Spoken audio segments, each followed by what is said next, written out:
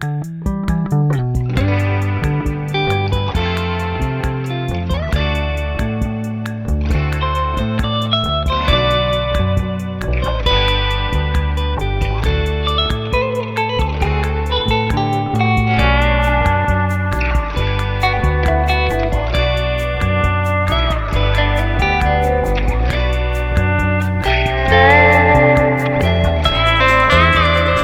favorite line of the episode was?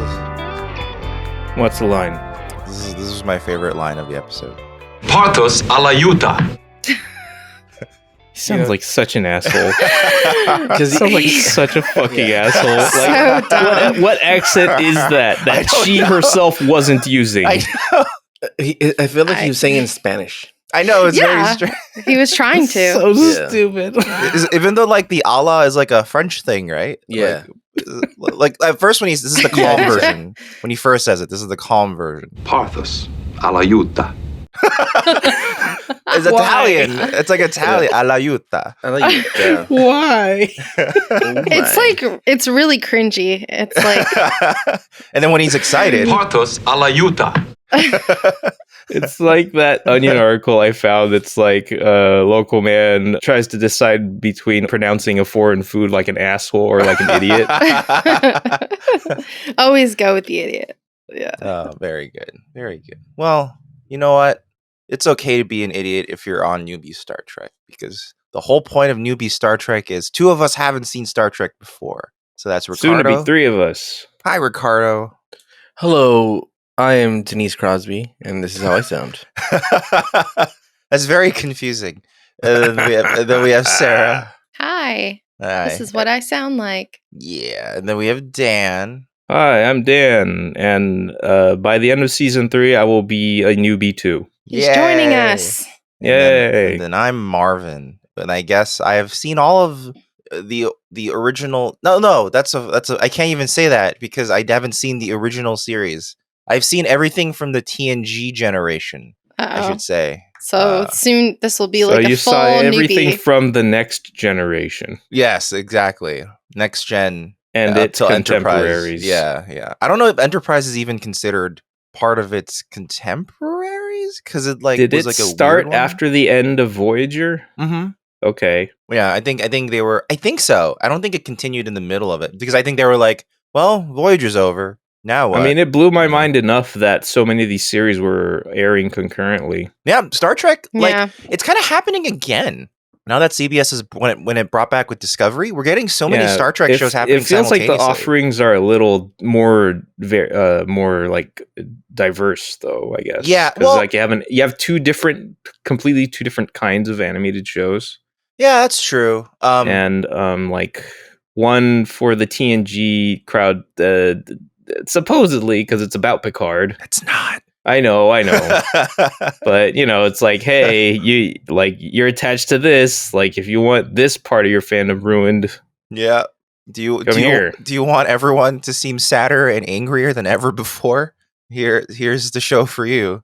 And then you have Discovery, where I have no idea what the fuck's going on there, because I haven't seen much past. I haven't seen anything since that pilot. So, yeah. well, yeah, we can't say much about those, but no. But this is we're watching TNG right now, and this week we're going to be watching TNG for the next 2 years. Yeah, we'll be watching For the rest of our lives.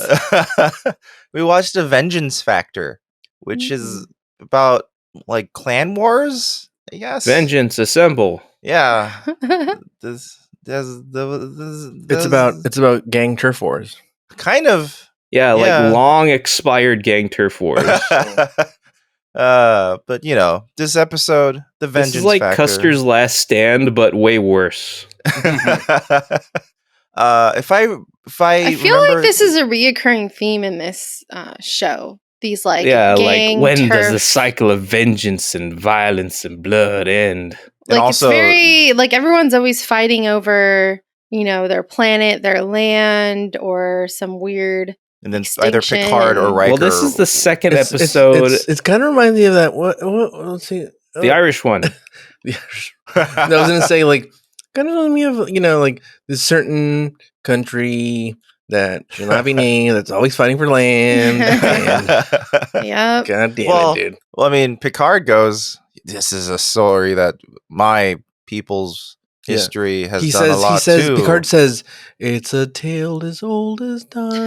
Well, Picard gets a chance to say something like that every time there's any described dispute. Yeah, that's what I mean. Every episode, every time there's a conflict, it's like, I remember when humans had conflict. Now we don't. Like always. He's like always still like, now. humans, we've been there, done that. Yeah. Well, you know what I say, dude? Whenever there's a feud like that for land, if you can't figure it out, we salt the land. Just nuke it. Just irradiate the land so it's unusable. Good luck with the land now. When I was in just Model destroy the land and surrender it to the sea. Well, these people, like, we'll talk about them. Like, guys, like, I don't want land. Do I look like I'm a farmer? Like, that's true. Yeah, we wanted freedom. In my metal jacket and my studs and I'm a biker dude. My low cut shirt. Yeah. Mm-hmm. Well, when I was in Model United Nations, hairy chest. I'm a Thunderdome. We were we were on the nuclear disarmament committee for the thing I was in. Oh my god! Dude. Shut up! All right. And then, back in high school, I was on the nuclear disarmament committee. But like we're supposed to basically come up with impossible solutions for nuclear disarmament.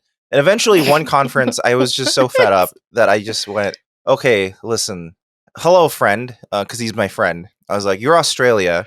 Let's Did you go? Hello, mate. This is a Model UN is it's such a trip. That's crazy. Now that I think about it. What if the whole world agrees to just stockpile all their nukes in Australia, and then we just explode it all at once?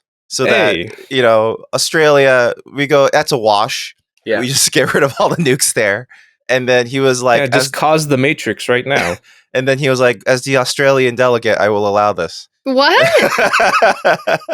Okay. And that became our proposal. And that's why the Model UN is bullshit. Wow, thank God any of you didn't go to the UN. You get out of the models of UN that you have planted across the country. Yeah. I say as though the UN did this. Hopefully none of your classmates work at the UN now. No, because in summary, Australia. How many, Marvin? How many? Well, anyway, Vengeance Factor was the last episode of 1989, last episode of the year. It was, even though it aired on November 20th of 1989. Holiday break. Dude. That's not even close to Y2K yet. It's not even every 10 years they have a Y2K. Y2 10 years. They're like, we're gonna hit 1990. Yeah. The computers aren't gonna know what to do. These are Y1.99K. Our abacuses aren't gonna work. Oh my god, I remember Y2K. Everyone was so afraid. They were like buying water and like it's crazy. Well, let's go around the sun and see what that felt like back then. No, that's not when it was at all. I know. This is not close to Y2K at all. Back in November 20th, 1989, 10 whole years before Y2K was a problem. Or not really a problem. Well, yeah, like a topic on everyone's minds. A non-issue. Okay, so I'll start off with a bit of self-indulgence. November 15th, the Batman movie that was directed by Tim Burton released on VHS, which would soon become a convenient way for my brothers to shut me up for about 2 hours. You just shut up, here's Batman. Yeah. I would have been almost 2 years old at the time. So yeah, perfect. Shut up, watch this movie age. The Weeknd saw the release of Harlem Nights. The Weeknd was born then. Yes. Wow. With their new hit song, "Out of Time." Yeah, featuring Tomoko Aran, the city pop singer from the 80s. Yeah, check it out. Also, check out Tomoko Aran. Check out The Weeknd. Midnight Pretenders is a good song. Anyway. I was saying that over the weekend, we saw the release of Harlem Nights, which was written and executive produced and directed by Eddie Murphy, his only director credit. And it was with Richard Pryor as co-star. In the film, they run a nightclub in 1930s Harlem. Hijinks ensue. Eddie Murphy decided never wanted to direct anything else after that. Wow, really? Yeah. That's crazy. It's like, I want to see if I could do it, but I found out that I don't think I really can, and I didn't really like the experience either, so I'm not going to do it anymore. I think it was too much work. He's like, it's too much work. He's like, yeah, this is a lot of work. Me and Marvin saw Coming to America recently. For the first time? Hollywood. No, not for the first I don't time. know. Well, according to Sarah, recently is July. I guess Recently enough. It had been a very long time, so it was kind of like almost the first time. Yeah, we saw it at the cemetery. Sinespia. Yeah, and it was fun. They had like fireworks and. So was the fun from the movie or the fireworks? Both. No, the movie was really good. I mean, I love Coming to America. It's a good movie. Mm-hmm. I like Eddie Murphy. He was the first like comedian that I actually watched. These days, when I think about Eddie Murphy, I can only think of that song that he made. It's all about putting things in your butt. He's talking about Party All the Time? Is that what it is? No, Party All the Time is with Rick James. Okay, never mind. Party All the Time was my anthem for like a good 10 years. I mean, yeah. Not the song about putting things up your butt. Well, that's my current theme. Okay, good to know it's still alive and well. Yeah. In my butt. Also released on the same weekend was Don Bluth's All Dogs Go to Heaven. Oh my gosh, guys. Don't like that movie. Was the best movie ever when I was a kid. I watched All Dogs Go to Heaven like on repeat. Okay, what was your favorite part? I don't remember because I was a kid, but man. I did watch it a lot, and it had the VHS. I know, I'm a poser because it's been like years. Like I don't remember. What are you, woolly? I'm just saying, like, you know, I was hoping you would just go straight for the crocodile. No, I don't remember, but I remember having the VHS. Or the gator, I guess. I was like really young though, and I remember having the VHS and like just the All Dogs Go to Heaven VHS, and just like always putting it on. That's all I remember very much. Hey, it was Burt Reynolds' greatest role. Oh, I need to Reynolds? rewatch it. Yeah, he was the main German Shepherd dog. Oh, okay. That was him.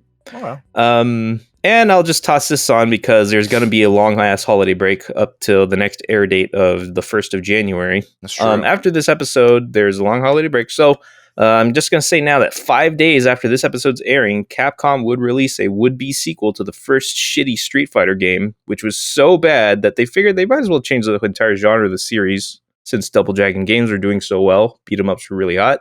They turned this Street Fighter into Fighting Street. Oh, I was like, is this Fighting Street? It's Final Fight.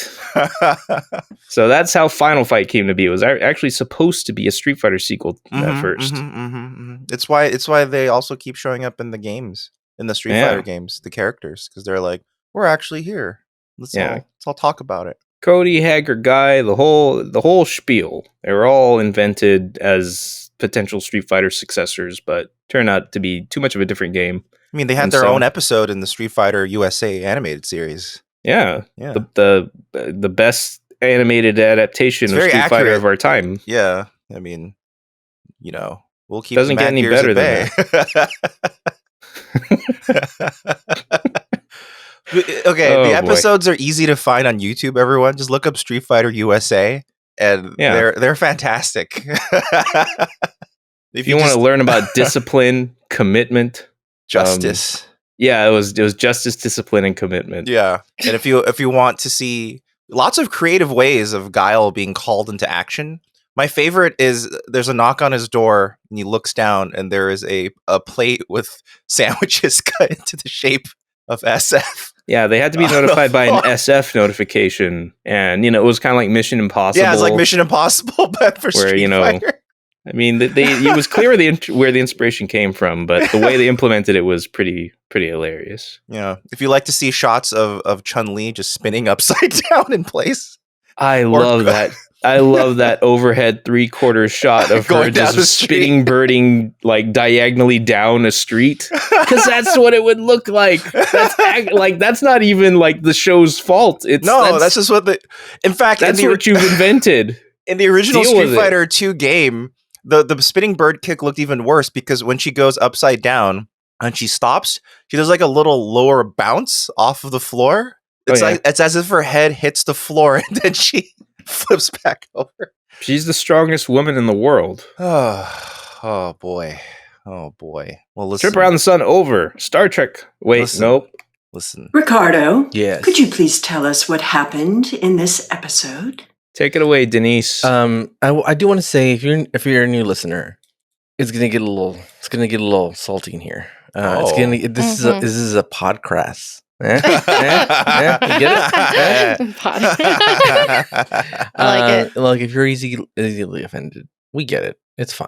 We're not offended by you being offended. But still use our code though. Yeah, still use the code though. Don't forget about that code. Get jerked, my friends. But if you are easily offended, maybe this podcast isn't for you. But if you're not, and you're like, I like these guys, I like the party, I like Eddie Murphy, I like the 80s, I like the cocaine of the 80s, then you're for us. Also, if you're expecting us to be experts, this isn't Star Wars or Star Trek experts. That's where I was gonna go. Look, if you want us to talk about Star Trek, we probably will. We're gonna insult both of you guys. Star Trek, Star Wars. Look, I am a newbie to all of the stars, and let's not get offended because it's called Newbie. Or do get offended and leave a comment. That's fine, because it still puts us up. It still helps us. So getting that engagement. Get that rage out. By the way, we all know about Orion's belt already. Yeah, dude. The galaxy is in Orion's belt. All right, guys. Here we go. Mm-hmm. This episode, I really enjoyed. I'm gonna say it. I'm gonna put it out there. Okay. I think the mundane ones are some of my favorite ones. Sometimes. I think I'm just in the right mood, and I was like, you know what? I'm liking this. The episode starts off, and immediately it's different because there's like a green filter to it. They're in the Matrix. They're in the Matrix, and immediately you're like, oh, it's really cool. They're kind of getting their production value out. Budget. I love the effect that the flashlights provide, where like the things that are within like the cone of the flashlight are colored like somewhat normally, not all super green. Yeah, that is kind of cool. Yeah, I do like that. And then my favorite part. So basically, they're in this like they're in this spaceship and they're trying to look for any survivors, right? Basically, and my favorite part is this door that Worf can't open, and then Data just fucking gets in there and just busts it open. Yeah. I love that. So even in strength, like Worf is. So is that the thing? Does Data have super strength? What do you think, Denise Crosby, aka? You know who? Oh my gosh, Mrs. I'm watching the scene where he can't open the door. Yeah. Oh my god! Wow. Yeah, and I forgot Tasha got quite the pounding. I know. And then they open the door and it's like doon doon doon. It's Law and Order fucking opening. Some kids find dead bodies and shit. But the crew, Beverly looks in. She finds Eric Roberts, somebody who looks a lot like Eric Roberts, on the floor. And it cuts to the credits. Doo, doo, doo. And they're like, who killed Eric Roberts? Eric Roberts is Starship Command. And then so you quickly find out that there are these two there's some survivors basically, and you quickly find out that there's basically these two this group of people that eventually fractured into different groups. But again, there's always people that are like part of one group, and then they get into war, and then they fall apart, and then they're fighting, they're warring. There's always going to be the Capulets, and the Montagues all the time, dude. I was almost about to say the Romulans. The Romulans, yeah. The Montagues and the Romulans. Sounds about right. Yeah, it's true. It could be. It could very easily have been. This tale is laid in the Romulan lands. And so it opens up, and there's basically these I don't know their names of them, but they have like face tattoos. They're like Mike Tyson people, and they're like hey, a race of Mike Tysons. Yeah. What's weird because these people have like blue tattoos, and then the other people have like scars. Yeah, they have like these weird. So it's almost like I think the implication might have been like they burned off their thing. Oh, what is the thing? To kind of burned off their scars. Oh, I thought be like we're no longer of the Acamarian government. Oh, I get it. And they burned it off. That's why I have scars. Maybe that was like the thing that I gathered. Maybe. Like meant like I'm not sure if that's really what's going on. But that's what makes the most sense because it doesn't seem like they've been apart for long enough to have like drastically evolved apart from each other. Because they're actually like genetically the same people. It's only been 100 years. They're not, it's like 100. Yeah, that's right. So maybe they did burn it off. That's cool. Yeah, I think it's like a political thing where they're kind of like, we're not. Well, I thought, if I'm being honest, I thought they had fallen asleep at a party and then someone had scarred them like with dicks on their face. You know? Oh my gosh, someone's like burns a dick on your face. It's just a prank, bro. Just burn a dick on your face. Calm down, dude. And then that's like they left. They're like, these people. Dude, that's too far. I'm leaving. Oh, come on, come back. Oh. So they're basically we won't burn dicks in your face again. So basically these people at Calamari, they're like, hey, we want peace, but like there's these other group of people that used to be part of our group, and they're fucking rebels, dude. Bunch of James Deans, dude, with other jacks and shit, dude. They're all Mad Maxes with their chest hair and their face. I mean, it's a smaller version of the Irish people. Yeah. And they're like, hey, so let's go look for them, and then we got to find them and see if we could figure out. And basically, this lady's like, I think they call them gatherers. Yeah. So it's Calamari and the Gatherers that they were part of one group, but then the Gatherers like left. But the Gatherers are just some ruffians, you know. They just like to party, dude, and fucking some bikers, tell jokes, and they're just leave them alone. That's what I thought. Like fart jokes. They have no need for land, apparently. Yeah. They like to party, like to drink, and they don't respect the dead, which I don't. Like they're dead. Who cares? You know? Oh my god! That was really funny in that scene was crazy. Where the guy's dead, and they're just like, "Can I have his stuff?" Yes. Well, he's like, I declare. I keep his stuff. He's like, all right, you declared it first. There's a little bit of pomp and circumstance to it. But then after that, they're like, we don't even care that he's dead. We're just like, yeah, he died. He's old. Like, whatever. They said like he was old or something, and they're like, he was an old man. He was gonna die. Tim was old anyway. So anyway, these people, I kind of don't like them a little bit because they have servants, and I don't like.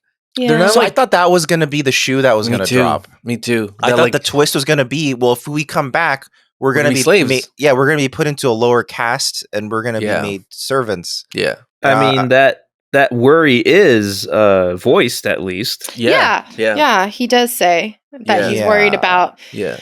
He's being a servant. Look, we don't want to wear your fucking earth colors, dude. We want to wear black all the time and listen to fucking earth tones. Listen to fucking Metallica and Megadeth.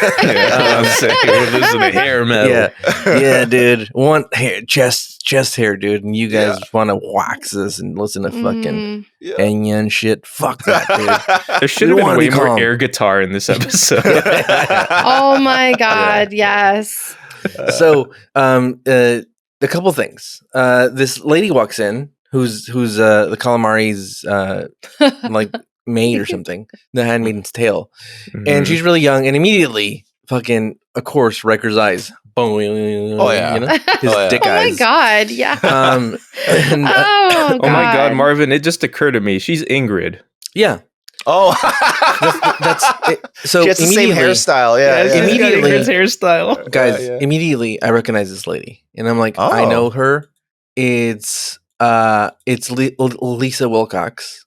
She was in Nightmare on Elm Street. She played Alice. Oh, okay. She was in Nightmare on Elm Street 3 and 4, and she was in Bill and Ted's Excellent Adventure. She played Missy Preston.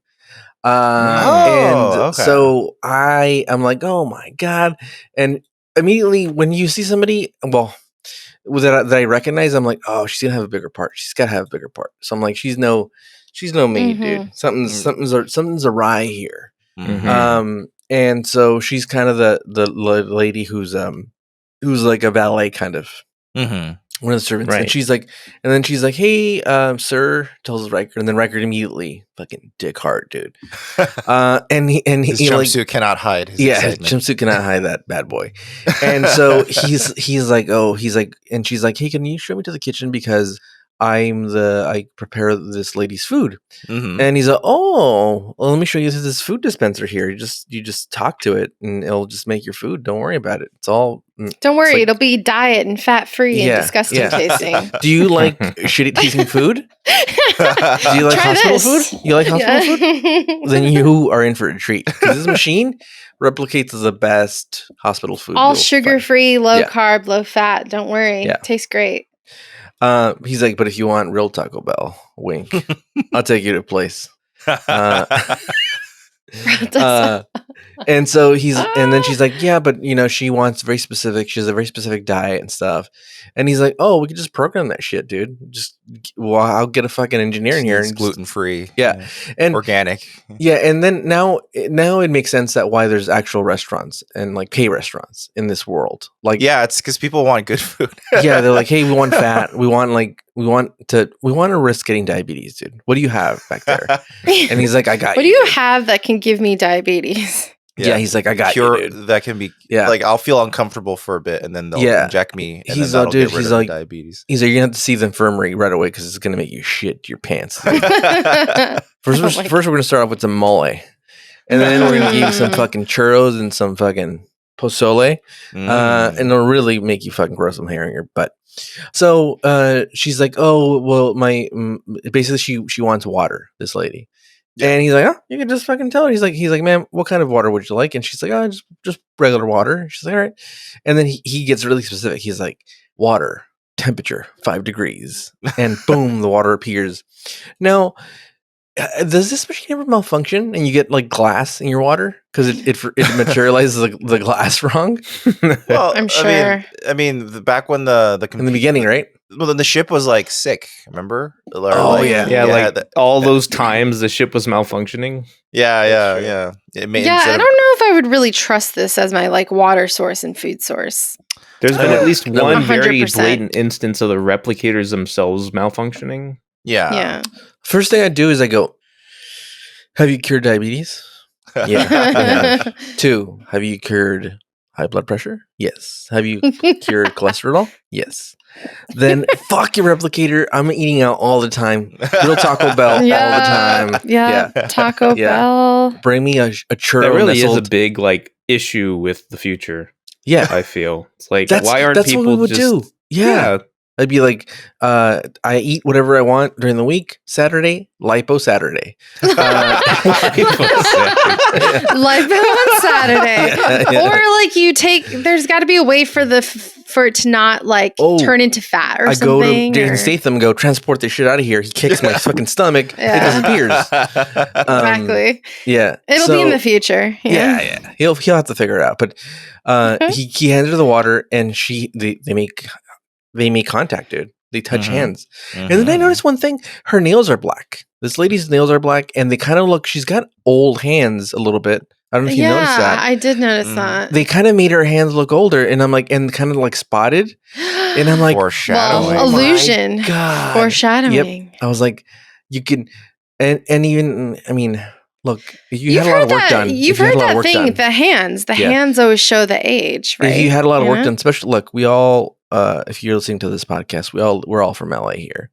And one dead giveaway, if you see people like that you think, oh, this person looks weird because they feel like they're a lot older, but like their face looks younger. Yeah. You look at their hands and you're like, oh, plastic surgery. That's a dead giveaway. It's like the hands or the neck. So as a person, that's if you do care about skincare like I do, make sure you take your products into your neck and hands to try to stop the aging process. That's my PSA. Although with the thing on her fingernail, I wonder if she had like a legitimate bruise somehow. It looks kind of like a bruise. I mean, her whole hands look like they have makeup on them. I feel like they do look older. I think they were trying to foreshadow. They probably treated it a bit. Yeah, I think they were because it does look like they made it look like older. Yeah, or wrinkly or something. And so Riker's like, no problem, baby. And then so she drinks the drink from this cup, and so basically, not only is she a cook for this lady, who she's also like a poison tester. Yeah, he's a royal taster. Yeah, which we learn is ironic, I guess. Eventually, I'm gonna spoil something. I'm trying to decide if I should or not. It's not a major plot point, but it is a plot point. But I'm gonna spoil it. For what? We can cut this out if you guys feel like it's too much of a spoiler. This storyline for the show is it the exact goddamn fucking storyline to the last Bond movie. Oh, I see. Exact. Oh, is it? Yeah. Oh, I haven't seen it, but I wasn't going to see it anytime soon. Okay. So, and it's not a major part of it. It's just like one of the MacGuffin of it is this thing where it's like a weapon basically that targets DNA. Okay. Keep somebody like exactly like even the alienness of it of like the technology of keeping someone younger. Like no. It's more like that you can target the specific DNA strands and it'll kill only. So that way, it'll kill like that a person with that specific like DNA a virus that will kill only that one person. Family line. Got it. Okay, interesting.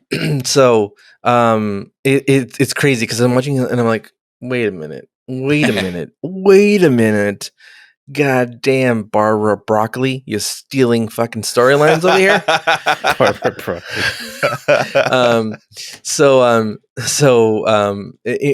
This lady's a food tester, and then immediately Riker's like, "I'm into you, dude. I'm into you. I'm into the scar, the creepy hands, the face tattoos, all of it. I'd love to taste your food. I'd like to taste your food. It sounds like you're an amazing chef." Like I've never heard anybody talk about how good of a chef you are or seen the food you cook. But you're a great chef. I want to taste your roots, your fleshy roots. He wants to taste her. And he's and then What is it? What is it again? What is it? Parthas a la Yuta. Parthas a la Yuta. It's like Spanish, but French, but Italian sometimes. I'm not sure what he's going for. Yeah, I mean, it's so bad. Like if there was any indication that he was actually trying to imitate a real language, I would give this a pass. But we've only heard these people from Acamara, whatever the hell they're from. Calamari. Calamari.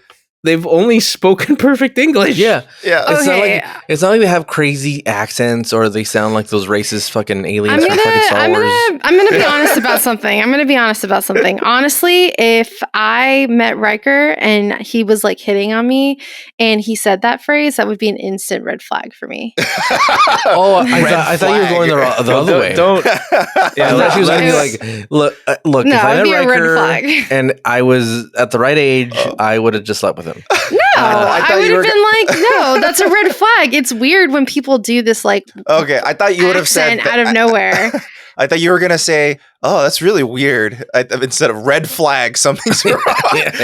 No, red flag, run.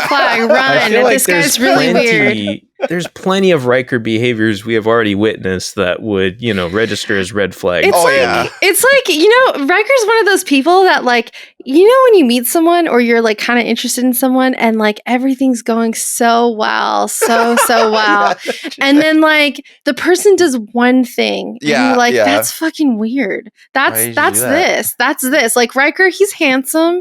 He's cute. He's in charge, Riker's he's got a good job. Things, but then like he has this, then he says, what's the line, Marvin? He says, Parthas a la Yuta. And you're like, why? No, why did you do that? He gets in his chair by putting his leg over the chair and mounting it like a saddle. Hell yeah. And then that you're has just a little like, more to do with his physical condition. Right. I'm way more willing to give that. You're like, if you just didn't do that one thing, you would have been good. It like ruins it, Or he vaporizes a woman in front of you. Yeah. I mean, that's kind of a red flag too. Yeah, but she was trying to carry out revenge really hard. To be honest, she was gonna kill the guy. You gotta kill her. Can't you just grab her? No. I used to like Riker. a lot. But after this episode, and then you use the footage as an orgasm ray. What the fuck is wrong with you, Marvin?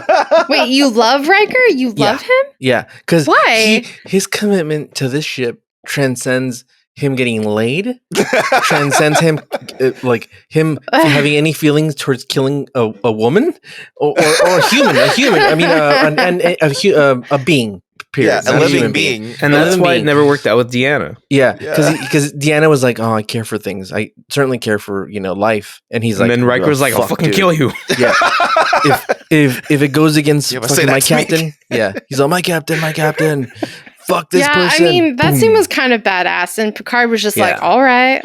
Picard's like, let it go. Let's see where this goes. Yeah. And then he's like, this escalated. He just fucking vaporized somebody. Not to get too far ahead, but that scene where Riker is shooting, and then like she's just like grimacing in pain, and then Picard is perfectly still in the background. And not moving at all. Picard's like, let's see how this plays out, everyone. Let's just hang back. So it turns out that wasn't his choice. Like, what's his name? Patrick Stewart was like, shouldn't I like react to what's going on? And then they were like, no, see, you're like the back plate for this vaporizing effect. I was about to joke that he couldn't move because of the effect shot, but you're about to say that's because of the effect shot. It's literally because of the effect shot. And then the director in an interview later said he regrets having done that because Picard looks really weird, completely frozen. He said he wanted to do like this match cut thing that when she vaporizes, Picard's in the background invisible, like weird thing. And then he was like, that wasn't worth it. It's all right because he's just weirdly perfectly still. And he was just zoning out and thinking about something else. Yeah, he's like, I remember the first time I vaporized a person. I don't know. I kind of liked it. I kind of liked that Picard was like, this is all you, Riker, you know? I mean, when they shot that guy with phasers who had the worm in his brain, it exploded his head. Yeah, they had no issues with that. But in this one, she just vaporizes. Why didn't her head explode? Yeah. They use the non-head exploding setting. So let me just get through this so we can get to the boring part so we get to the good part. They beam down a stupid planet and they get ambushed by these fucking... they're... Look, Mad Maxers. They're Mad Maxers. Yeah, they're Mad Maxers. They're hair metal people from the there's 80s. This group. I don't know if you've seen Weird Science, but they're the gang that comes in and attacks the party. They're dressed exactly the same. Yeah, kind of like post-apocalyptic, but also like futuristic in a weird way. Yeah. And like studs and chains. It's and all like improvised stuff. Hairy chests. And it's not clear how they reproduce because there's no females in their group. It's just all dudes. Yeah. Look, reproduction is overrated. Okay. Yeah. Well, it's true. You don't like girls. So these dudes are very dumb, and they fall for the old. We've transported out of here, and they make smoke, and it's like, no, fuckers, you guys are stupid.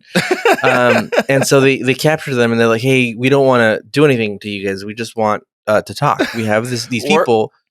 These Worf has Worf just has a really good line for when they confront them after they trick them.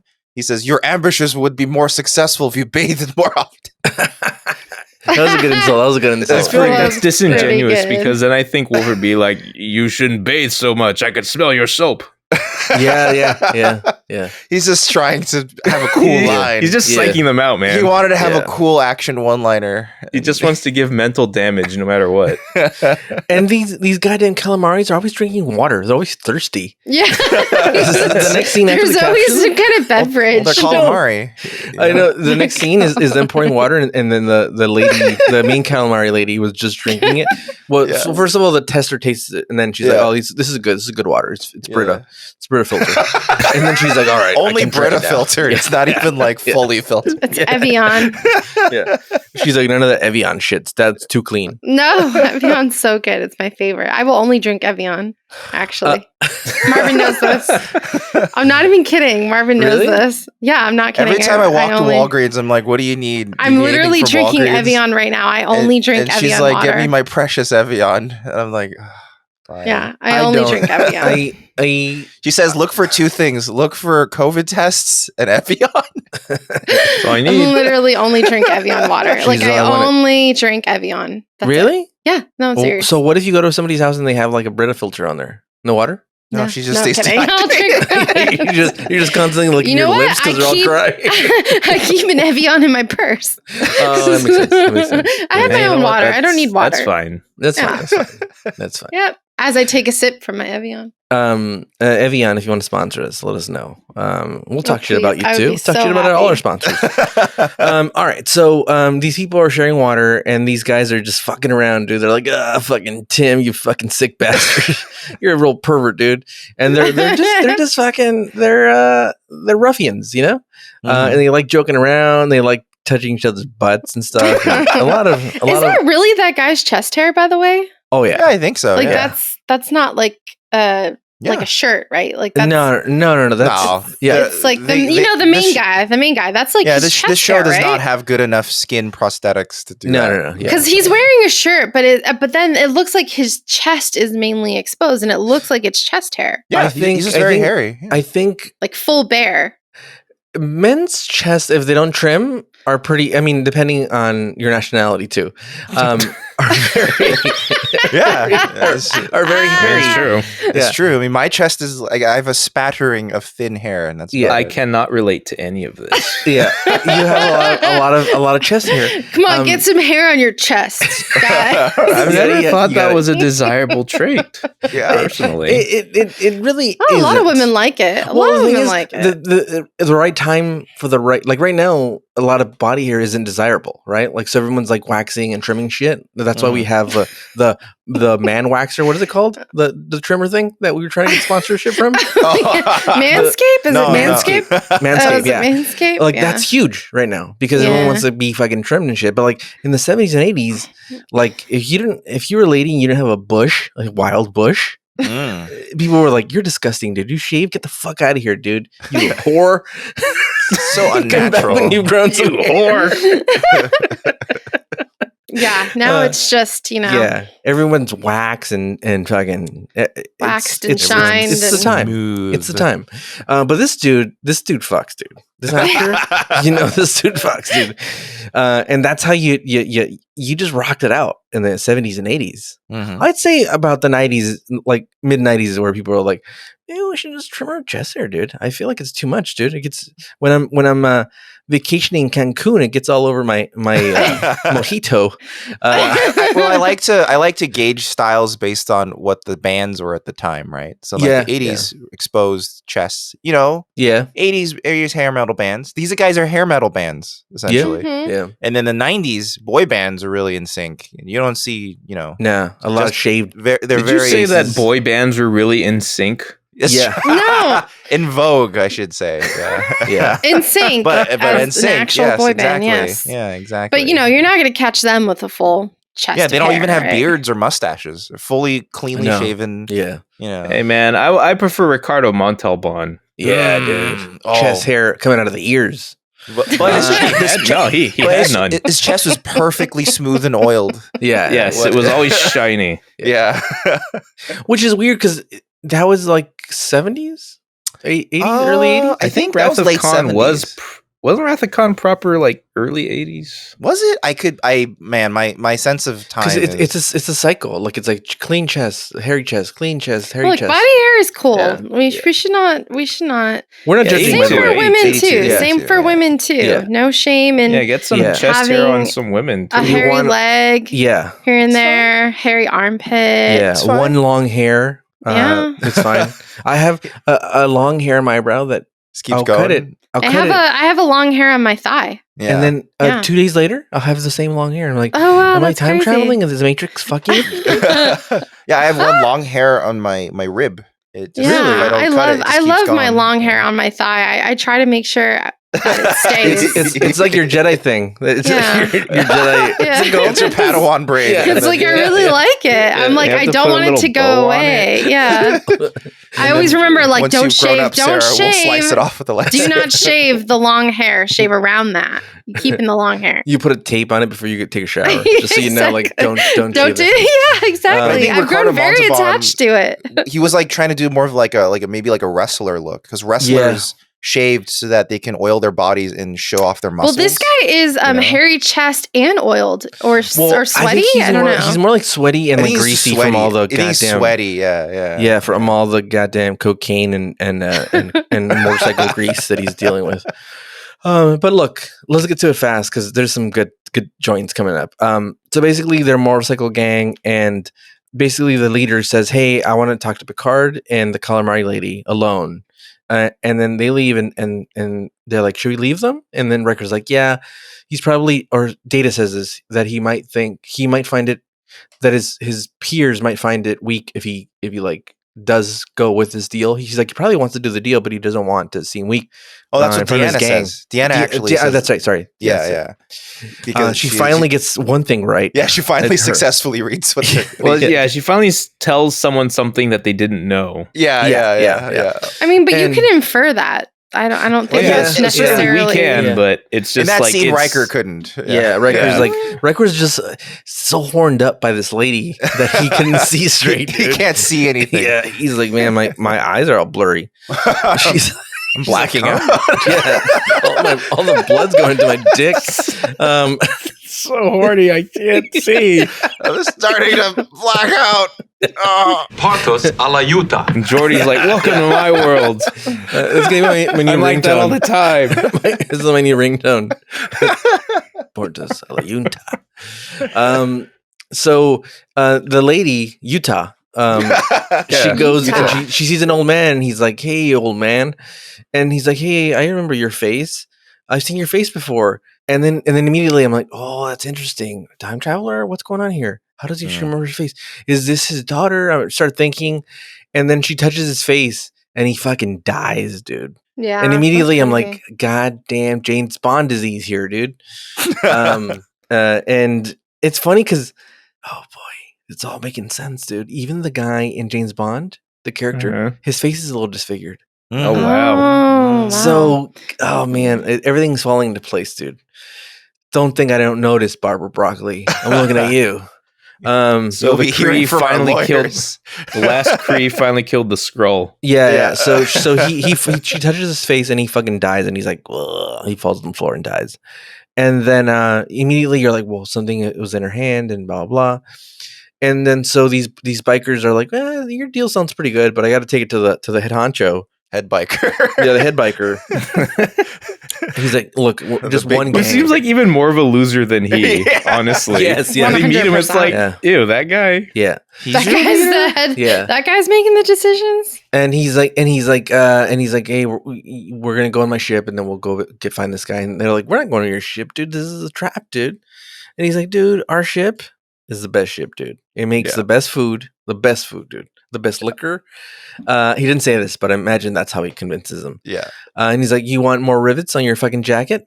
Replicator. So many rivets. Buttons, rivets, face tattoos. He'll do it all. Metal nipples. Yeah. Nipple clamps. Whatever you want, dude. Whatever you're into. No judging over there. We have a room where you can just fuck anything you want, dude. You just program it to fuck whatever you want, dude. You can start off in that room doing other things, but it'll eventually lead to fucking. Yeah. Either that or trying to murder you or both. Yeah.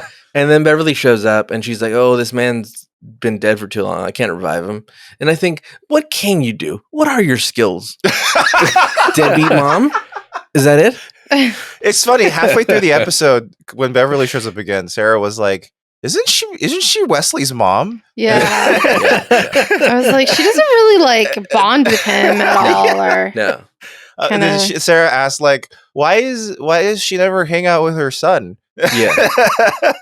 Yeah.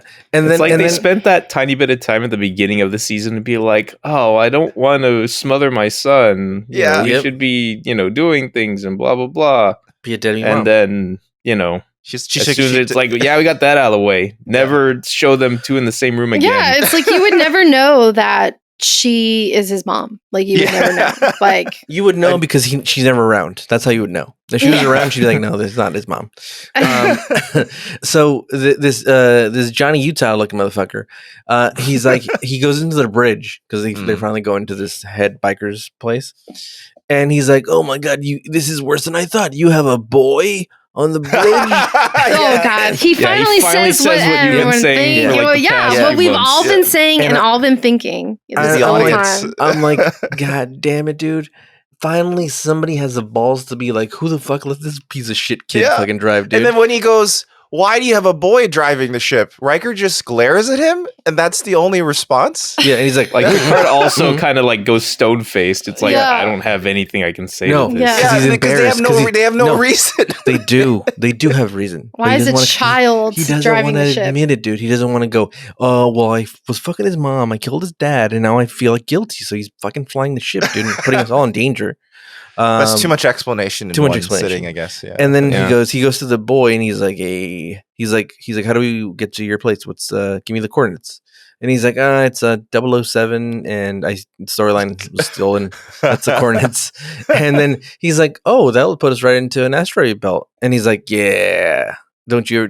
What are you scared of little rocks, boy? And he's like, well, if you go around, we just go around here. We just save. I mean, 12 more minutes, but it'll be safer. And he's like, do it your way then. Yep. Bitch. And then he just walks away. Yeah. And it's like a weird side plot. It goes nowhere. Yeah, it goes absolutely nowhere. Where he approaches him one more time just to be like this. Yeah. They're like, the math thing? It becomes this weird like need for him to prove himself to Wesley specifically. Yeah. Like he gets into a big argument with him on 10-4. It's like, why? And he goes like, you do math? I can't do math. I have a son and a family though. That's it. You have a son? Yeah. You have a son? Yeah. Who would fuck you? There's no resolution to this. No, but then he also gets mad at him. It's like, hey, we do what we need to keep our freedom, man. And it's like, he goes from 0 to 100 real fast. He's like, we're not like these fools with their face tattoos. He's like, we're burning them off, dude, because we like to party, dude. We like to party and we like to drink shit. And we have old people who just die. And then the next scene, they're at the space bar. And and they have the little pyramid thing in the middle, a little salt shaker shit. Yeah. And then the ruffian guy comes in and he just steals somebody's drink. Yeah. I love what happens immediately afterward because you see the bartender address the guy who got his drink stolen. It's like, nah, I got you, buddy. Yeah, he's like, I'll get you another one. It's okay. Like this happens all the time. When the Okana shows up, he just fucking comes in naked pounding and fucking drinks. Yeah, pounding drinks. We had Lurch come in a few months ago. He was just stealing drinks left and right. We literally couldn't keep the bar stopped. We made a new protocol after that. No lurches on the bar. So in fact, it's standard practice to make 2 of every drink we ever make. Yeah. So I thought he was gonna go and try to fuck with Deanna, dude. That's what I thought this guy was gonna do because he was headed towards them. Yeah. And I was like, this guy's. I thought he was gonna fuck her, dude. Because she was like, I'm into some rough trade. And this guy might provide for me. Not like this idiot who won't commit. And so he shows up and he steals Wesley's book. And he's like, Parthas a la Yuta. He's like, you like Parthas a la Yuta? I'll show you my Parthas in your Yuta. And then he has a scene with Wesley where he tells me as a kid, and he's like, well, fuck you, dude. We don't follow rules, dude. You fool. You with your little computer. Bleep boop, bleep boop. His little iPad, it looked like an iPad. He ripped from him. It did. Yeah. And he just basically tells him like, hey, we do whatever we want, dude. You wanna get on your bike and just, it's open road, man. And then Yuta shows up and she's like, oh, here's my dish. And then Riker says, what does he say? Oh, he says, Parthas, I heard that in Utah. What is it again? Parthas a la Yuta. Parthas a la Yuta. And then he gets so excited and he starts eating and he's like, ooh, this is delicious. Parthas a la Yuta. Yeah. And Deanna's right there and she's like, ooh, this is delicious. And then she's like, well, I'll leave. This is so awkward. Yeah, it's clear that he's like kind of on like a dinner date with Deanna. Yeah, but then she leaves. Well, because if I'm remembering correctly, Riker goes, hey, you should join us. And then Deanna goes, exactly. I guess I'll leave then. Yeah, Riker really can't read the room here. Really I think you know what Riker should have said? Riker should have said, I heard that in Utah, polygamy is legal. Yeah. Utah. And she's so I think I read it differently. I read it as if like Deanna was like, oh, wink, I got you, dude. Anyway, I got some things to do, some brains to fucking read. Maybe. I'll be back. She just seemed so uncomfortable when she left, though. She didn't look like she left like, oh, well, I'll be going then. It was more of like I see. Well, I gotta go now. No, I don't read it that way. I think I'm on Riker's side, dude. She knows what's up. She knows his number. She knows this guy's got this like fucking smug look on his face when he's interested in someone. Yeah. He's got this like slight like smile and upturned chin, and he's like, I'm gonna fuck that. And so basically he's talking about like they talk about whether they're servants or they're not servants, or are they.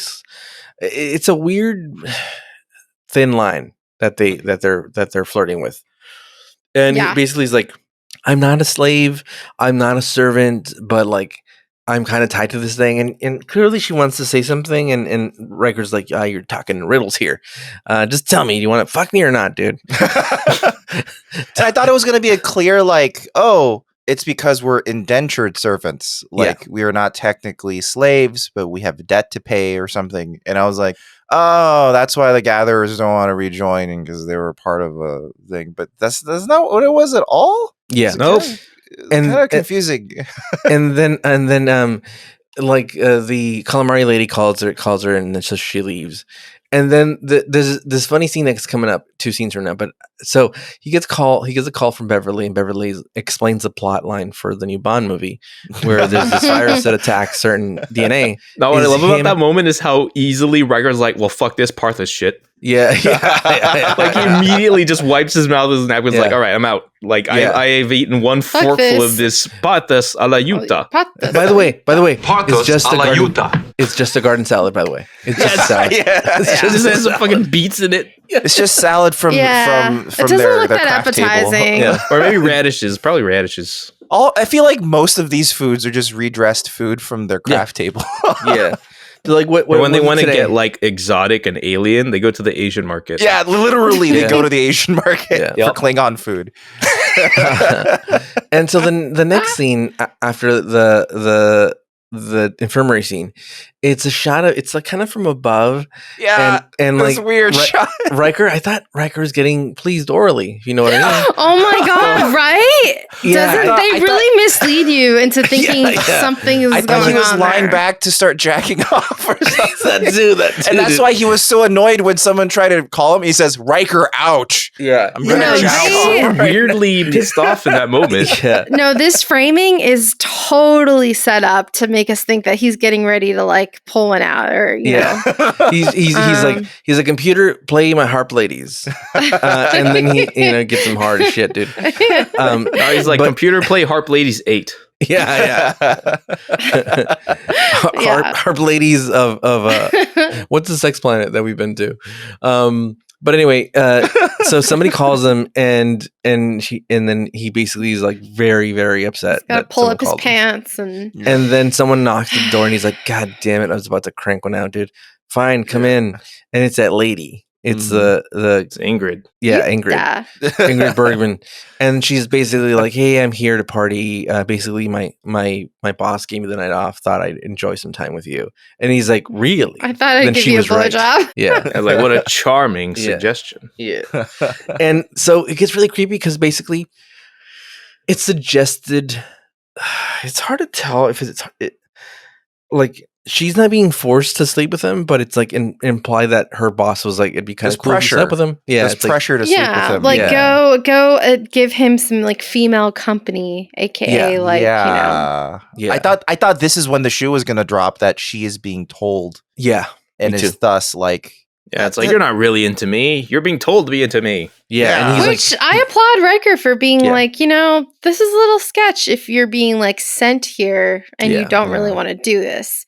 But then like, what if she's saying she wants to do it, but then he's like, maybe you're just saying it to get me to do it because you think that's what I want, but maybe that's not what I want because it's you being forced to do this. Well, the other angle to it is that she was saying, hey, you tell me to do whatever you want. Like tell me to do things, and he's like, "Oh, I don't want. That's not how I like doing it. Like I want both of us to have autonomy. It's like that's not my kink.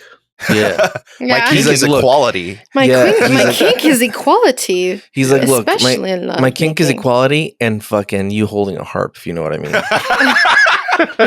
Can you please hold his harp, please? Yeah, please, and the harp is what I call my dick. That's the thing about this episode. It has like these weird like mini theme cul-de-sacs that don't really develop, like the thing with Wesley and the Gatherer guy. You think it's going to be a thing about like, oh, they both get to know each other. You know, one is like the civilized one is not. They have things to learn from each other. I thought, oh my god, maybe we're gonna lose for a split second. I thought we're gonna lose fucking this. What's his face? Timothy Crusher? Wesley. Timothy Crusher. We're going to use... Jesus Christ. I wasn't... that was an honest mistake there. I like the idea of a Timothy Crusher. That sounds it's good. His brother that he killed and absorbed him. In the womb. Yeah, Wesley... I thought for a split second that Wesley was going to be like, you know what? I want to be That's what I need in my life. Yeah. I want to be free. I'm going to go with you. And then he goes off with this guy for like years, learns how to be a fucking rebel, comes back with a freaking huge pompadour, chest hair. With chest hair and chains. A fucking toothpick. He's a toothpick. So he's like Enzo from Reboot. Yeah. And he got a switchblade. Yeah. He's like, I'm back, Mom. Yeah, I'm back, and I've cut so many men you wouldn't believe. I've killed a continent worth of people, and no one stopped me because you know.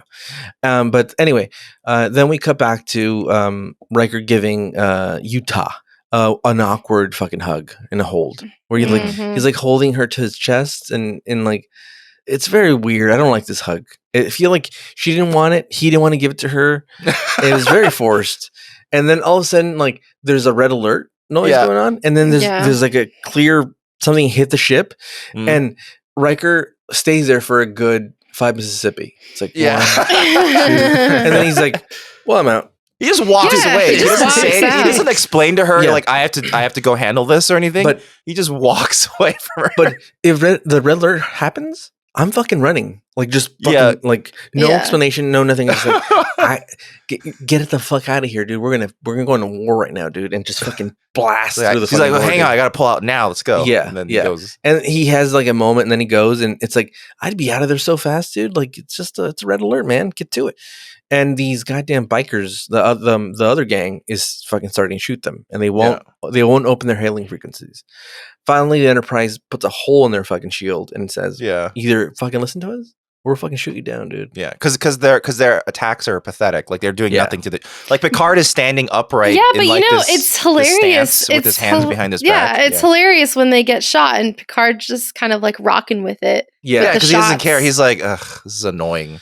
And then they finally open their comms, and then he's the main biker the main biker guy. He says, "God damn it, Tim, you're a goddamn traitor, dude." And he's like, "No, they're here to talk and blah blah." He's like, "Nah, dude, you're a bitch ass traitor, dude." And then I recognize this guy. This guy, I like this actor. His name is, I'm trying to find his name here. Oh boy. His name is Stephen Lee. Yeah. And he's in one of my favorite like guilty pleasure horror movies. He's in a movie called Dolls. It's a horror movie, and it's so crazy and creepy. But he's also in War Games. He's also in La Bamba. He plays the Big Bopper in La Bamba. So I recognize him from a bunch of stuff, and I'm like, yeah, dude, this guy's great. And he basically is the leader of all the gangs, and they have to go to his ship and make a deal. And then this is where it gets really interesting. So basically, he's the last guy that Yuta has to kill, basically. And while these negotiations are happening, and there's a lot of crazy give and take. Like they're like, well, we want seats in the council that makes choices for the whole planet. And they're like, well, we can't give you that. And like Picard's being a good mediator, you know? And he's like, well, we don't want to be your slaves. And he's like, well, you're not our slaves. You have your own land. He's like, we don't want fucking land, dude. We want fucking Harleys, dude.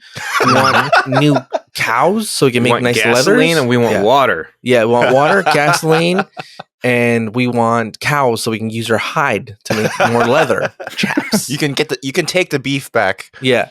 We don't also want football equipment. Yeah. We want and studs, metal studs. We want to rhinestone everything, and we want your old computers to put on our jackets. Wait, I have a question. Yeah. Why does the guy like throw everything off the desk when Picard like sits down? Is it like it's his own stuff? Yeah. I know. He literally like, as Picard sits down, he just like takes everything and like comically throws it on the floor. I don't know. Like, It's his own. He's like, I'm sorry, dude. That's not here nor there. That's some project I was working on. he thought it would be romantic. Yeah, he's like, it seems such like it's like, did the actor decide that that's what he wanted to do? Yeah, the director was like, you know what, just roll with it, give me your best. Yeah, he's like, what's your motivation? He's like, well, I'm building a Raspberry Pi here, and then I don't know what I'm doing, so I'm just gonna throw it away, throw it on the floor. The propaganda comes in, and they're like, "Do you realize that computer is like an old like artifact that we had donated from the Smithsonian? Like, this is priceless. He destroyed it. You can't keep me down." It's just so weird. So basically, they're trying to come to broker a deal, and at the same time, they're trying to figure out what person is targeting these people. And they fucking CSI the shit out of it. And it's like a really long scene where they're kind of just going, because of this, this, and this, and this, and we find her in this photo. Whoever took this photo, and Hans, and then they basically do a deep dive.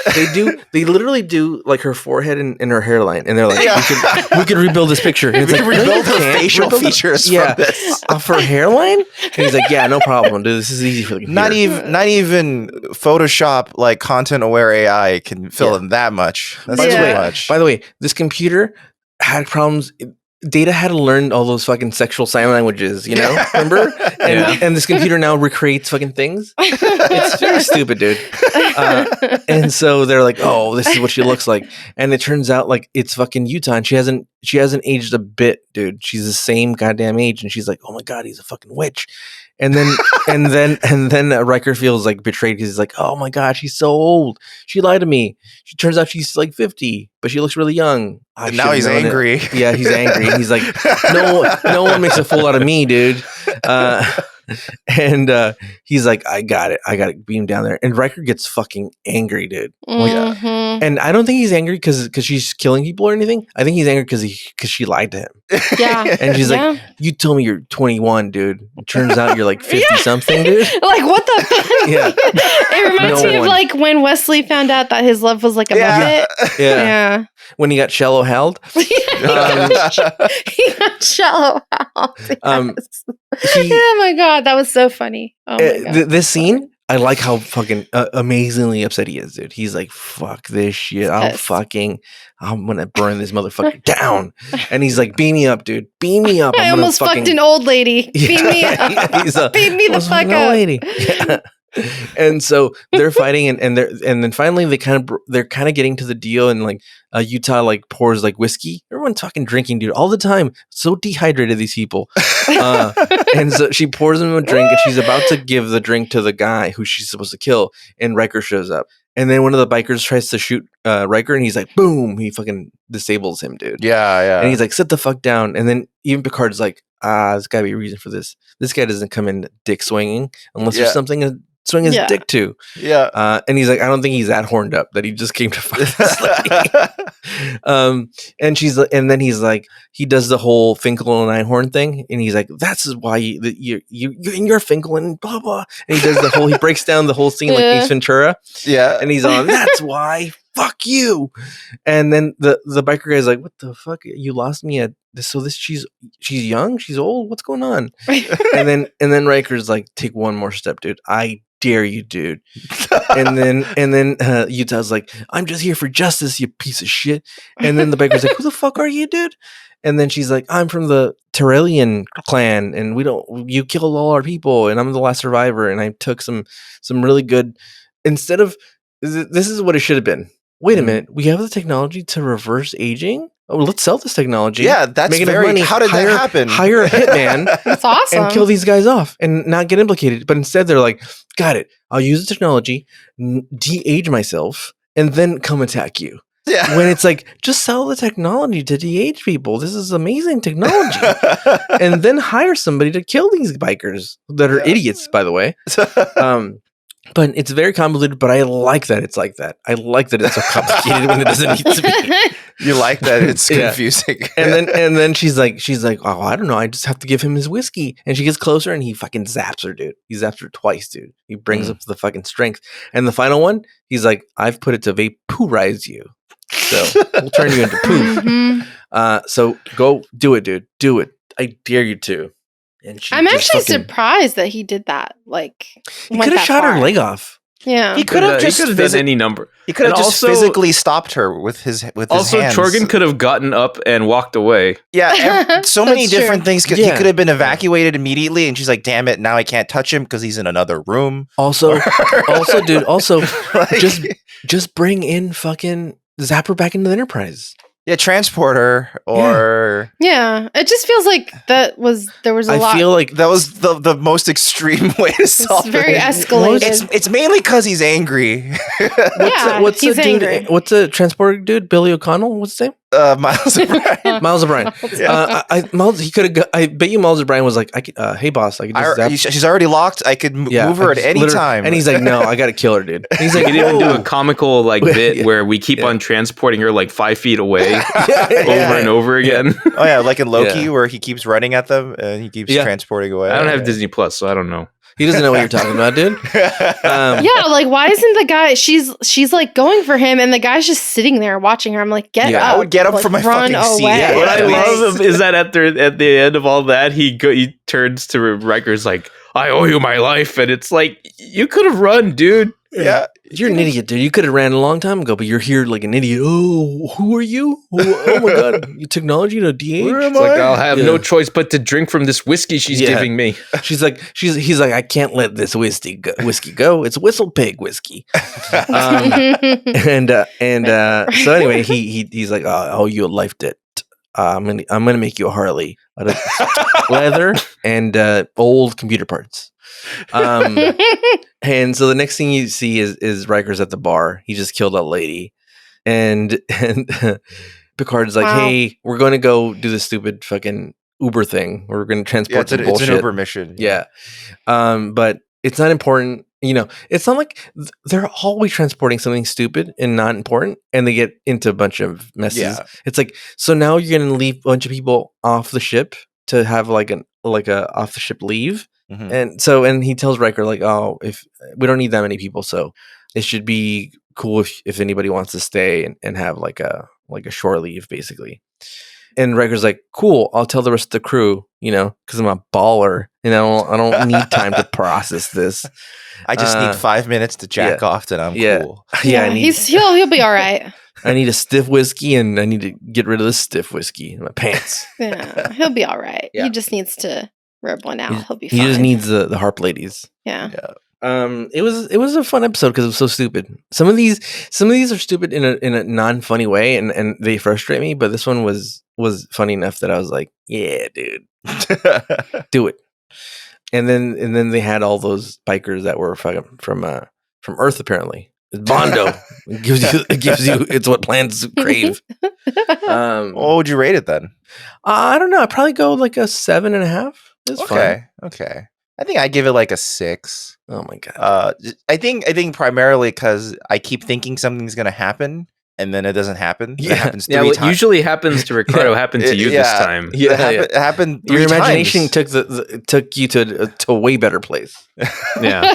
It happened That's 3 usually times. what happens. That's all. And I was like, maybe more things are gonna happen, and then nothing. So. Oh, look, I might have seen it high and just not cared and been like, "Oh man, these people are stupid, dude." Stupid gatherers. What do you think, Dan? Me, I'm settling on a 7 on this one. I think it's one of those, like, it's an episode that you can take or leave. It's one of those inconsequential feeling episodes. Mm-hmm. Well, what about you, Sarah? Yeah. I'd say probably a 7 as well. Yeah, I mean, you do see like fuckboy Riker come out, which is fun. But he comes out a lot. Yeah, it's just we saw, we got Deanna, we got Geordi got his turn. I was going to, but I was like, Yeah. So you know what? I think this was interesting. I'd give it a 7. I do like it's kind of interesting to see like a sad Riker. Yeah, I guess so. It ends on an interesting note. Maybe a blue him. ball Riker. I don't know. No, he can get off at any time. It's yeah, but it's not the same. There's a lot of the same machinations in place to help people get off. It's not the same as flesh and blood, in the flesh. Was this a rare case maybe of Riker not actually, getting together with the target of his affections? Yeah, I don't think he did. I think he was about to, but then there was the red alert. And then, there were issues he was encountering in doing so. So they never. And then along the way, he found out that she's a crazy psycho, super soldier murderer, and she's 100 years old. Yeah, but what a spiteful last act to do as the last. There are 5 survivors of that Lornak raid apparently, and they all decided together. It's hey, you're going to be the one we're going to make immortal, essentially, that somehow requires a sacrifice of the rest of us. It was really confusing. There was no clear explanation. Are we going to Philosopher's Stone ourselves into you somehow and give you eternal life? I don't know exactly how that happened, but all for the service of you just go out and kill the last of those fucks. And then once that's done, do whatever you want. Yeah. And then that's the end of our clan, but we don't care because we put an end to their clan. Yeah, I don't know. It's not the most well thought out plan. Yeah, it's just very, very, very petty and spiteful. It's very petty. Very petty. It's petty. Oh, well. But you know what? Sometimes it works to be petty. Sometimes it's worth it. Like what? Yeah, I don't know. It's a good time to be petty. It can be satisfying in the moment. Sending really our petty. old neighbor, I definitely considered sending our annoying neighbor that we used to live, a glitter bomb, or you can order a box of zebra crap delivered to somebody randomly. That's zebra crap? I hear that and I only think of zoo books. Yeah. You know what I mean? If you don't like someone, you can have a package of glitter delivered, and then they open it. I've and it seen gets that. everywhere, I've seen the glitter package. I've seen the bag of dicks. You can send someone a bag of candy dicks. Oh, that's too enjoyable. No. It needs to be a box of animal crap. Well, that's why it's a cute, fun thing. It's hey, enemy of mine, eat a bag of dicks. Haha. Or if you want the ultimate revenge, you can send Parthas a la Yuta. Yes. And then how's that vengeful? Because you just wanted an excuse to play your sound clip again. Because also there's poison. Oh, okay. I guess if there's poison, if they said that, then great. Just like that. What was it? Was it like a donut or something? Or it was filled with it was covered with chocolate so dark light cannot escape its surface. Oh, you mean the eclair? That's over 1 million calories. Yeah. Also, it'll have poison. With over 25 pounds of butter per square inch, and chocolate so dark light cannot escape its surface. Oh, Dan. And with that was the vengeance factor. Both of those episodes were about vengeance. That Simpsons episode and this episode. Wait, and also that Romulan episode. I gotta hear the catchphrase of this episode. Parthas a la Yuta. There we go. Yeah. I want the other one. Parthas a la Yuta. I like that one because it's so much worse to me. So sad. A la Yuta. A la Yuta. A la Yuta. Well, A la Yuta. Thanks for listening to Newbie Star Trek, everybody. We love you. If you've been liking the podcast, it'd be really cool. You Don't say that, sir. It's a big commitment. It's true. Is the love word the L word? It's too much. It's too much. I love you guys. I love you. No, I love it's too you. much. Oh. I It's too love much. you. And I love you. Get out of here, Sarah. Oh. Go away. I love you. Are you from Utah? I love Parthas Yuta. a la Yuta. I love Parthas a la Yuta. If you guys have been enjoying the podcast so far, it'd be really cool if you could give us a rating on Spotify or head over to Apple Podcasts or Podcast Addict and give us a review. It'd be really cool of you. It helps with our metrics and shit. And also, if you ever want to send us an email, you can email us at contact@newbiestartrek.com. So that's contact@newbiestartrek.com. We don't have an email this week, but yeah, if you want to get in touch with us, that's how we get there. And also, we do other stuff. We have the Fugitive Frames Film Podcast. we are going to do like a end of 2021 recap, like stuff we have discovered that year sort of podcast. So I think that'll be a lot of fun once we get around to that. And also, we have our YouTube channel, the Fugitive Games channel, with some brand new activity. Yeah, that recently, got uploaded. But yeah, we put up our LP of Adios, which was certainly a game. Yeah, I'll be honest. It did not live up to the hype that I had been fed prior to it, but it's still interesting to check out. I recommend looking at it. I think we're in the vast minority of people who didn't enjoy it that much. Yeah, that's odd to me because it's like, well, okay, if you try to look at it through the lens of like this was one of those projects that was mostly one or two guys. Because I think that is what that game was. Yeah. Like it's like, oh, this is pretty good, and they got very good actors for it and all that other stuff. But yeah, the overall package is a little. It left wanting something. Yeah, it was unintentionally really funny, which I don't think is the tone that it was going for. Yeah. Toward the end, it got a little slapstick goofy time. Yeah, it was a bit weird, and then and also I'm going to be doing a bit of streaming. By the time this episode comes out, I probably will have streamed at least once. Marvin streaming. Because I kind of wanted to get back into one of the 3D Fallout games. Either Fallout 3 or Fallout New Vegas. And I couldn't decide. So what I decided... check out a full LP of the base game New Vegas on our channel already, if you like. Yeah, that was actually the very first thing that we... Was it the first thing, or was it Arkham... I think New Vegas is the Ricardo. We recorded both. Like Ricardo just bought Parthas.Yuta.com. Oh my gosh! That's what that was. That's what that notification was. Wait, hold on. Oh my god. Okay, so. Well, we haven't done anything with that domain yet. If you wanted Parthas.Yuta.com, too bad, jerks. It's ours. Oh my god. Oh no. Well, anyway, dude, you can make you can make a pop-up Star Trek restaurant with that. Yeah. Oh my god. That's like for like super fans who would know exactly. Yeah, TNG. It's like always serve shitty salads with no dressing on them.